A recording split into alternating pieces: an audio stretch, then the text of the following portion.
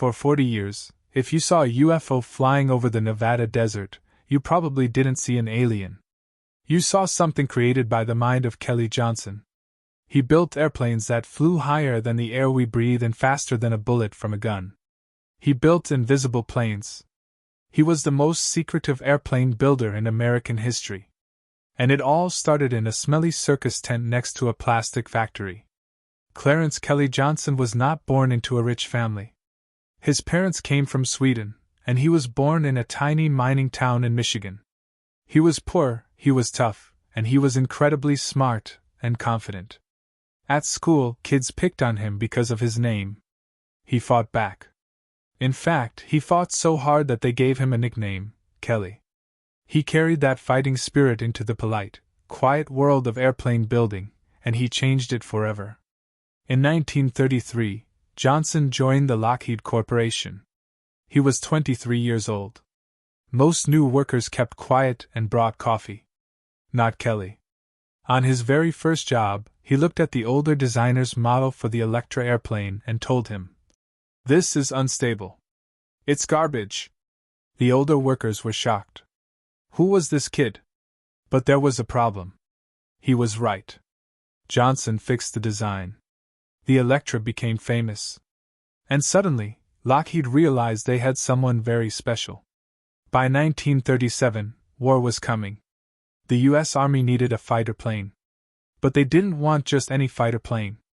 They wanted a high-altitude interceptor. What they asked for seemed impossible.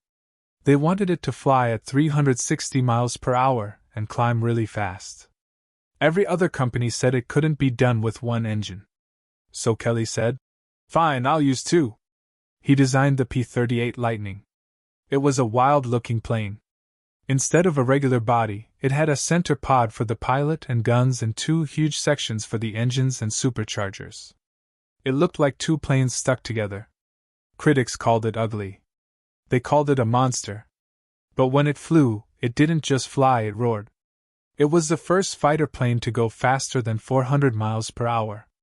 It was so fast that it ran into a new deadly problem that no pilot had ever faced before: compressibility. As the plane got close to the speed of sound, the air couldn't move out of the way fast enough. It created a shock wave. The controls would freeze. The plane would dive into the ground, killing the pilot. It was a scary mystery. The sound barrier wasn't just a wall. It was a graveyard. Kelly Johnson didn't sleep. He worked on the problem. He designed dive flaps, a simple metal strip to break up the shock wave. While other airplane builders were guessing, Johnson was doing math. He saved the plane. And the plane helped win the war. The P-38 was the plane that shot down Admiral Yamamoto, the man who planned the attack on Pearl Harbor. Did you know the mission was flown without any radio communication? In 1943, the P-38 was doing great in the Pacific Ocean battles. But in Europe, a new danger appeared. Reports were coming in from spies. Germans had something new. A plane without propellers. The Messerschmitt 262. The U.S. Army Air Forces were scared. They were fighting a jet war with old-fashioned engines. They were bringing a knife to a gunfight. The Americans were desperate. The Air Force called Lockheed. They needed a jet fighter, and they needed it right away. They asked for a meeting. They told Kelly Johnson, "We need a jet prototype. How long will it take? 2 years? 3 years?" Kelly looked at them. He didn't even blink. "I'll give you a jet in 180 days. The room went silent. 180 days was impossible. It takes 180 days just to design the landing gear. But Johnson had one condition. He said, "I can do it, but you have to leave me alone. No paperwork, no inspections, no getting in my way. I pick the team. I pick the hours. And nobody, absolutely nobody tells me how to run my shop." The general agreed. But there was a catch. Lockheed was busy building bombers. There was no space in the factory for Kelly's secret project. So they came up with a solution. Kelly rented a circus tent. He found an old machine shop next to a smelly plastics factory. The smell was terrible. A mix of burning plastic and rotting chemicals. One of the workers wearing a gas mask made a joke. He answered the phone. Skunk Works. A reference to a moonshine factory in a popular comic strip. The name stuck. The Skunk Works was born. Johnson carefully chose 23 engineers, the best of the best. He made the rules clear. He created 14 rules of management. Rule number 12, there must be trust between the military and the company. Rule number 13, outsiders are strictly not allowed. He created a culture of speed. Be quick, be quiet, be on time. The clock was ticking. They had no computers, no calculators, just slide rules and smart thinking. They worked 10 hours a day, 6 days a week. Kelly Johnson was everywhere. He was checking rivets. He was yelling at suppliers. He was sweeping the floor.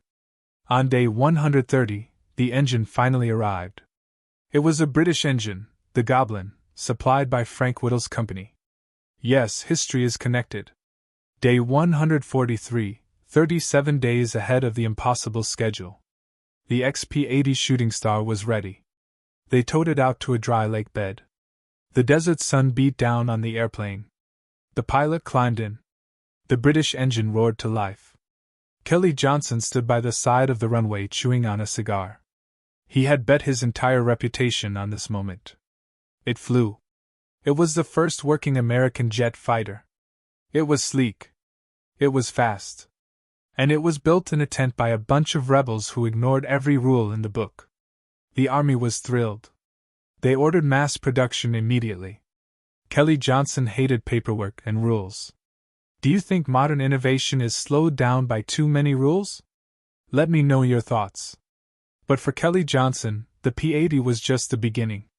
The war ended before the planes saw much fighting. The Nazis were defeated. But a new enemy was rising in the east, the Soviet Union. And this new war, the Cold War, wouldn't be fought with guns. It would be fought with secrets. The government needed eyes in the sky. They needed a plane that could fly so high that Russian radar couldn't see it. Kelly Johnson was about to receive the phone call that would change airplane building forever. He was going to build the U-2. But this time, the challenge wasn't speed, it was altitude. And the pilot wouldn't be a soldier, he would be a spy. Kelly Johnson had proved he could build a jet faster than anyone else. But the world was changing. The Nazis were gone, replaced by a silent, threatening enemy, the Soviet Union. America was blind. The Soviets had tested an atomic bomb in 1949. Stalin was building missiles, but nobody knew where, and nobody knew how many. President Eisenhower needed to see inside Russia. But sending a plane over Soviet territory was an act of war. Unless the plane was so high they couldn't touch it. The CIA stepped in. They didn't want a fighter, they wanted a spy plane. They went to the Air Force with a crazy idea. A plane that could fly at 70,000 feet. To put that in perspective, airliners today fly at 35,000 feet. 70,000 feet is the edge of space. The sky turns black. You can see the curve of the Earth. At that height, Russian radar would struggle to find it, and their missiles would simply run out of fuel trying to reach it. The Air Force said it was physically impossible. The air is too thin to hold up wings. So, the CIA called Kelly Johnson. Kelly didn't argue. He simply redesigned the airplane. He took the body of a fighter jet and attached huge glider-like wings. He called it the CL-282. The CIA called it the U-2. But there was a problem. To reach that height, the plane had to be incredibly light. Every ounce mattered. Kelly was obsessed. He removed the armor. He removed the ejection seat system. He even removed the landing gear. He designed pogo wheels, stabilizers that fell off the moment the plane took off. To land, the pilot had to balance the plane on a center bicycle wheel, like a circus act. It was dangerous. It was fragile. It was basically a flying camera made of tin foil. But where do you test a secret plane that doesn't officially exist? You can't fly it at a public airport. Kelly looked at a map of the Nevada nuclear test grounds. He found a dried-up salt flat called Groom Lake. It was far away. It was harsh. It was perfect. He called it Paradise Ranch to trick the workers into coming. Today, we know it by a different name, Area 51. Kelly Johnson didn't just build the plane, he built the base. Area 51 is now the most famous secret base in the world. Do you think the government is still hiding advanced technology there today? August 1955, the U-2 flies. It climbs to 70,000 feet. The pilots, wearing special pressure suits because their blood would boil if the cabin lost pressure, looked down on the world like gods. For 4 years, the U-2 was unbeatable. It flew over the Soviet Union freely. It photographed bomber bases, missile sites, and submarine yards. The Russians could see it on their radar, but they could do nothing. Their MiGs would stall trying to reach it. Their missiles exploded miles below. Kelly Johnson had built a ghost. But technology never stands still. May 1, 1960. Pilot Francis Gary Powers is flying deep over Sverdlovsk, Russia. He feels safe. He is untouchable. But the Russians had developed a new missile, the SA-2 guideline. And they didn't just fire one, they fired many. A shock wave from a nearby explosion snapped the U-2's fragile, long wings. The plane broke apart. Powers didn't die. He parachuted out and was captured. It was a disaster for the country. The United States was caught red-handed spying. The unbeatable plane lay in pieces in Gorky Park. Kelly Johnson watched the news in horror. His creation hadn't failed. Physics had just caught up with him. He realized that altitude was no longer a shield. If you can't hide up high, there is only one other way to survive. You have to outrun the bullet. The CIA came back to the Skunk Works. They were scared. They can hit us at 70,000 feet, they said. What do we do? Kelly Johnson leaned back in his chair. He had already been thinking about this. We stop floating, he said. And we start sprinting. He proposed a plane that would fly at Mach 3, 3 times the speed of sound, faster than a bullet from a rifle. A plane so fast that by the time the enemy radar detected it, it would already be gone.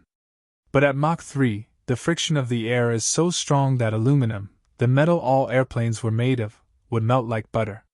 The plane would have to be built out of something else. Something incredibly rare, incredibly hard to work with, and incredibly expensive. Titanium. There was just one problem. The United States didn't have enough titanium. Do you know who did? The Soviet Union. In one of the greatest ironies of the Cold War, the CIA set up fake companies to secretly buy the titanium from Russia. The Soviets were selling the very metal that Kelly Johnson would use to build the spy plane designed to defeat them. Project Oxcart. It looked like a dagger. It leaked fuel on the runway because the metal panels were designed to expand only when hot. It was the most difficult engineering challenge in history. They had to invent new tools just to cut the metal. They had to invent new fuel that wouldn't explode at 400 degrees. Kelly Johnson was pushing his team to the breaking point. But he wasn't just building a plane. He was building a legend. 1964. The Skunk Works has built the successor to the U-2. It is sitting on the runway at Area 51. It looks like a spaceship. But there is a problem. It is leaking fuel. To an outsider, it looks broken. A disaster. But to Kelly Johnson, it is perfect. You see, this plane is designed to fly so fast, over 2,000 miles per hour, that the friction of the air will heat the titanium skin to 500 degrees Celsius. The metal will expand. The panels will stretch. If he built it tight on the ground, it would rip itself apart in the air. So he built it loose. It only seals itself when it screams. The State Route 71 Blackbird. The pilots who flew it didn't wear flight jackets. They wore space suits. They were flying at the edge of space, 3 times the speed of sound. At that speed, you are faster than the rotation of the Earth. You can watch the sun set, turn the plane around, and watch it rise again in the west. It was the ultimate engineering mystery. A plane that was fragile on the ground but unbeatable in the sky. Kelly Johnson had solved the missile problem with powerful physics. The standard procedure for an State Route 71 pilot when a surface-to-air missile was detected was simple. There were no fancy moves, no banking, no diving. The pilot simply pushed the throttle forward. The Blackbird would speed up. The missile traveling at its maximum speed would try to catch up, but the plane was moving so fast that the missile would simply run out of fuel and fall back to Earth. It was the only aircraft in history that could outrun a bullet. But building the ultimate plane took a toll. Kelly Johnson ran the Skunk Works like a dictator. He was known for his nickel tour. If an engineer made a mistake, Kelly would walk up to him, flip a nickel onto his desk, and say, "Call your wife. Tell her you've been fired." He was brutal. He was demanding, but his team loved him because he protected them. When the Air Force generals tried to interfere with the design, Kelly threw them out.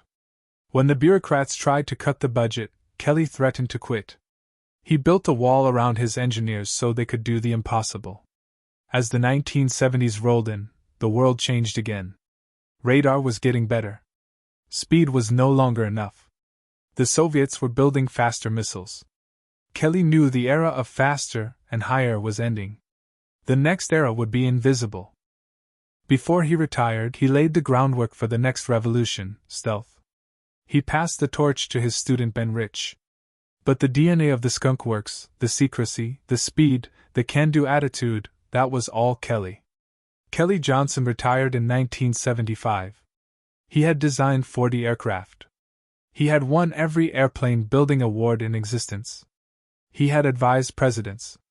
But without the pressure, without the deadlines, without the smell of jet fuel and titanium, he faded. He once said, "I'll design an airplane for you, but I won't put up with fools." In retirement, he watched as the airplane building industry became bloated, slow, and full of paperwork. Everything he hated.